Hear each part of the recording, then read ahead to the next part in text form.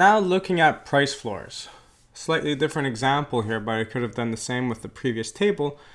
Let's look at what would happen if I were to impose a price floor here of, let's say, something like $3.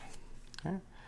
Well, if I were to impose a price floor here of $3, you might not have all the information here required to answer this question, but let's just say that we have this price floor in place. From the top of your head, would this price floor have an impact? Would it be binding? And the easy way to see this again is to look at where my current equilibrium is, to draw where the price floor is, and to make arrows that shows in which direction can I go. And a price floor of $3 tells me that it has to be $3 or above. Therefore, this $5 current equilibrium is allowed. Therefore, we have a situation that we currently have a price floor that actually works. And in this situation, this price floor would have no impact. It's as if we were setting the current minimum wage or the current wage that some workers at Walmart earn or somewhere else is $10. And you say, we're going to set a minimum wage of $3. Well, if you do that, it's not going to change how much they're paid because they're already paid more than $10. However, if I were to set a price floor of $7, okay, so my second price floor, here once again, it has to be somewhere above this. Well, in this situation here, we could see that this price floor will actually have an impact on the economy because this initial spot here is no longer feasible. Therefore, it has to be any price at this level or higher. And in this situation here, we can notice that at 7 units, our quantity demanded at that price will be equal to 20 units.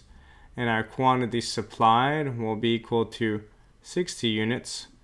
Because quantity supplied is greater than quantity demanded, we have excess supply. And excess supply may also be known as we have a current surplus in place. Okay. So we have a surplus amount of suppliers are willing to supply the good. Sadly, there's not enough people to consume it at that high price. This is the situation that we have with a price floor in place that is binding. So for a price floor to be binding, it has to be set above the current equilibrium. The clue I kind of give people to know whether a price floor or price ceiling is binding or not is also always to draw this graph out, draw the arrows, and then try to see whether the current equilibrium is being pointed at or not. And if not, then it's definitely a binding price control. The other idea I also think of is a normal house where everything goes normally has someone in the middle, and it has a floor below its body and a ceiling above it. And if we have that situation of a floor below you and a ceiling above you, everything is okay. But if you think that the floor is above you and the ceiling is below you, something's gone wrong.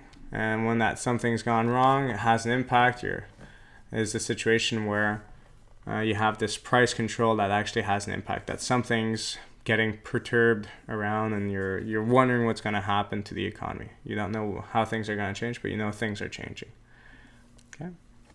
So the next up, we're going to look at the impact of these price controls and price ceilings on people's welfare and who gains and who loses.